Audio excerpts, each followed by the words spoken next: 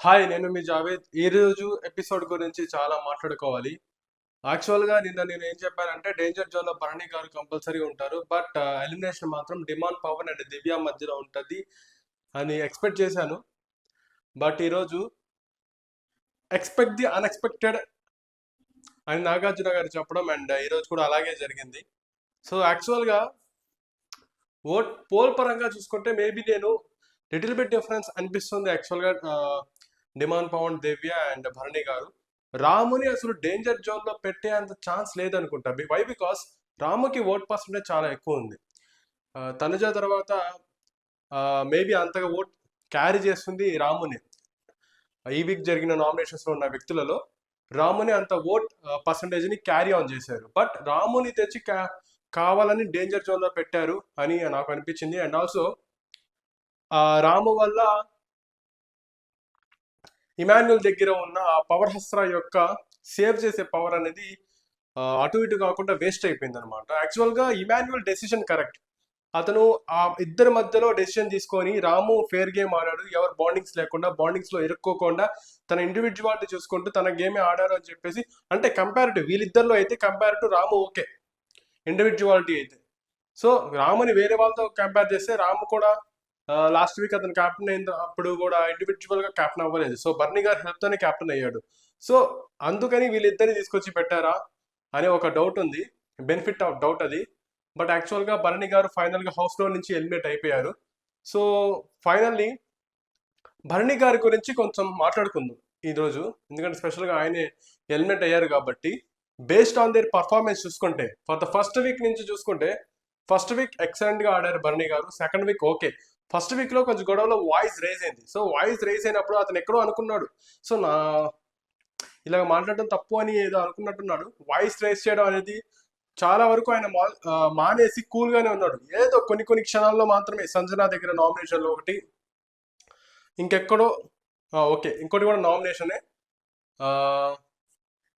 ఈ మూడింటి దగ్గర ఆయన వాయిస్ రేస్ చేసి మాట్లాడారో కానీ, గట్టిగా డిఫెన్స్ చేసినట్టు మాట్లాడారే కానీ, తర్వాత ఆయన గేమ్ చూసుకుంటే చాలా అనేది అప్స్ అండ్ డౌన్స్ ఉన్నాయి. యాక్చువల్గా ఆయన గేమ్లో ఆయన ఆడటం కన్నా వేరే వాళ్ళ గేమ్ మీద ఆయన ఎక్కువ ఇంట్రెస్ట్ పెట్టి వాళ్ళకి గెలిచిన దాంట్లో ఈయన ఆనందం అయ్యాడు అని స్పెసిఫిక్గా కనబడుతుంది.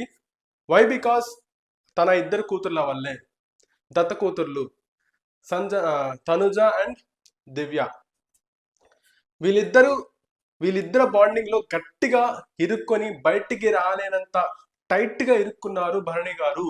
వాళ్ళని గెలిపిస్తూ వాళ్ళ గేమ్ లోనే ఆనందం చూసారే గాని ఆయన ఇండివిజువల్ గా ఆడి అతను గెలిచిన దాంట్లో ఈయన ఆనందపడలేదు. అండ్ ఆల్సో దానికి ఆనందపడడానికి కూడా ఈయన మనసు అంగీకరించలేదు అనేది ఒక పాయింట్.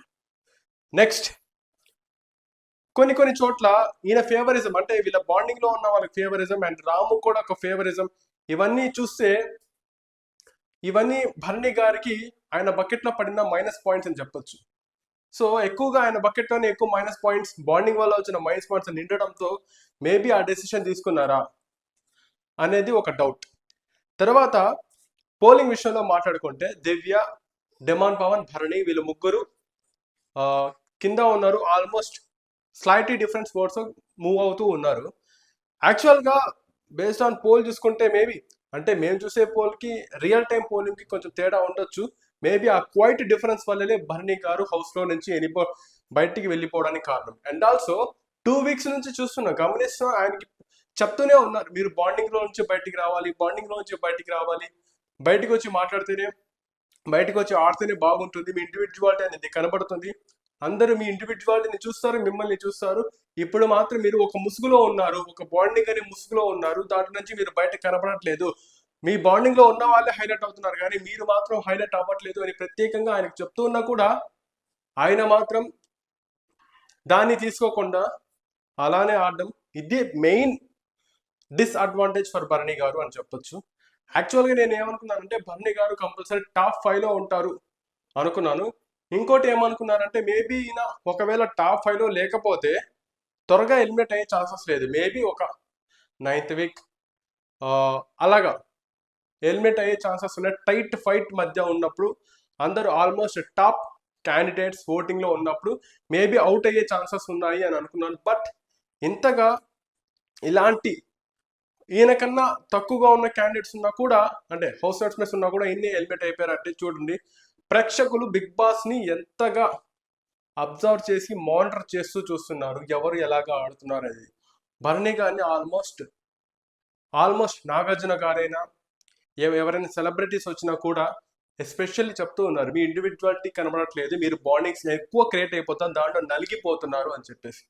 సో అయినా కూడా దాంట్లో నుంచి ఆయన రాలేకపోయారు. అందుకే దానికి ఆయనకి రేలంగి మావయ్య అని పేరు కూడా పెట్టారు, ఎవరి మనసుని బాధ పెట్టరు అని చెప్పేసి. సో దాంట్లో ఉండి ఆయన నలిగిపోయి కుంగిపోయి ఆయన ఇండివిజువాలిటీ చూడకుండా, ఆయన గేమ్ అనేది ఆయన కోసం లేకుండా పోయింది, మంచి ఆపర్చునిటీ పోయింది అనేది గట్టిగా కనబడుతుంది. So these are the main disadvantages for Bharani అని చెప్పొచ్చు. యాక్చువల్గా ఈ పాయింట్స్ వల్లే భరణి గారు నామినేషన్స్కి రావడం, నామినేషన్స్లో పోలింగ్లో, అంటే లాస్ట్ ప్రీవియస్ వీక్ చూసుకుంటే ఆయన పోలింగ్లో ఆయన మెజారిటీ ఎలా ఉందంటే ఆల్మోస్ట్ టాప్ 1 to 3లోనే ఉంది. సో యాక్చువల్గా దివ్య గారు వచ్చిన వెంటనే ఆయన దివ్యాని నామినేషన్లో పెట్టేశారనమాట. సో అప్పుడు మేబీ దమ్ము శ్రీజ గారు ఆమెను డైరెక్ట్ నామినేట్ చేసేసి నామినేషన్స్లో ఉంచేశారు. అప్పుడు చూసుకుంటే అసలు భరణి గారి పోలింగ్లో అయితే అసలు దివ్యకి అసలు ఆమెడ దూరంలో ఉందన్నమాట. సో అంత డిస్టెన్స్ ఉన్న ఆ పోలింగ్ ఒక్కసారిగా తగ్గిపోయింది. అప్పటికి భరణి గారికి చెప్తూ ఉన్నా కానీ ఆయన ఈ నాన్న నాన్న నాన్న నాన్న అనే బాండింగ్లోనే ఉన్నారు. సో బయటికి రాలేకపోయారు.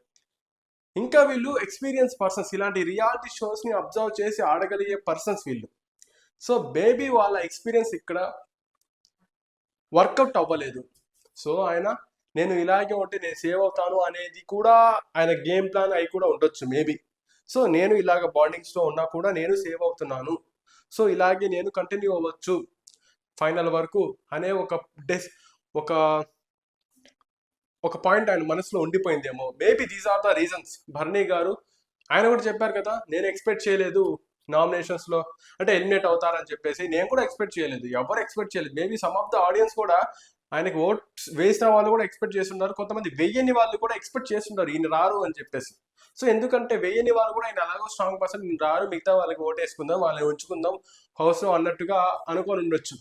సో బట్ మనం అనుకున్నది మొత్తం డిఫరెన్స్.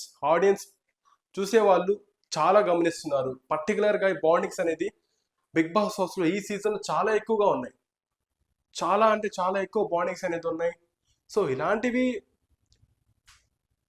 యాక్చువల్గా ఇలాంటి బాండింగ్స్ పెట్టుకున్న వాళ్ళు మేబీ సర్వైవ్ అయ్యే ఛాన్సెస్ కూడా కొన్ని సీజన్స్లో చూసాం కూడా. ఫ్రెండ్షిప్ అనే బాండింగ్ మీద ఉన్న వాళ్ళు కూడా చాలా మంది చూసాం. బట్ కానీ ఇక్కడ అంటే పీపుల్ అప్గ్రేడెడ్, ప్రజలు అప్గ్రేడ్ అయిపోయారు. సీజన్ ఎలా అప్గ్రేడ్ అవుతుందో ప్రజలు కూడా వాళ్ళ చూసే విధానం కూడా అప్గ్రేడ్ అయిపోయింది. సో ఇవన్నీ కలిపి భరణి గారి గేమ్కి ఒక డ్యామ్ కట్టేసి ఆపేసి ఆయన్ని హౌస్లో నుంచి బయటికి నెట్టేయడం జరిగింది. Finally is out of the Bigg Boss. So అదొకటి. ఇంకోటి ఏంటంటే ఆయన పెట్టుకున్న బాండింగ్ ఓకే, తనుజాతో స్టార్టింగ్ నుంచి ఉన్నారండి.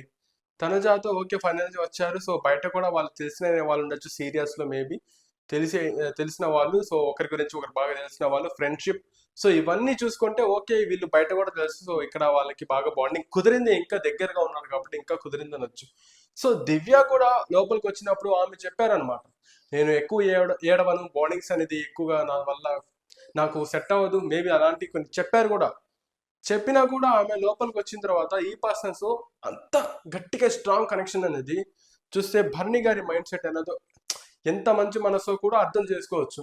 ఒక మనిషిని ఆయన మాట తీరులో అర్థమవుతుంది. ఒక మనిషిని హర్ట్ చేసే విధంగా ఆయన ఎప్పుడు మాట్లాడరు. ఎప్పుడైనా ఆయన గురించి తప్పుగా మాట్లాడితే తప్ప ఎవరైనా తప్పుగా మాట్లాడి ఆయన్ని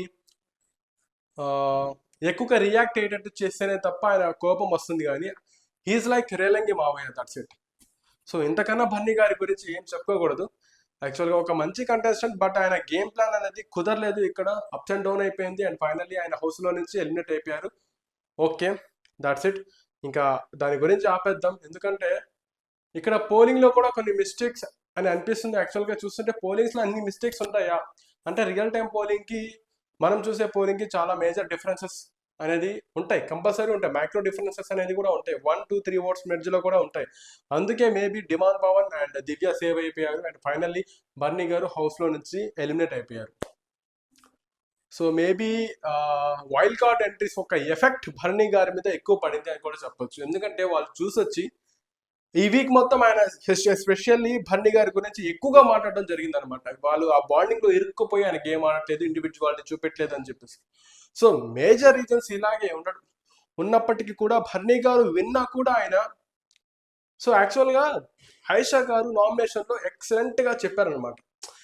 ఇలాంటి బాండింగ్స్ పెడితే మీరు వెళ్దాం అనుకుంటున్నారు, బట్ అది వరస్ట్ బాండింగ్ సంథింగ్ అలా చెప్పారనమాట. అయినా కానీ రియలైజ్ అవ్వలేకపోయారు వీళ్ళు.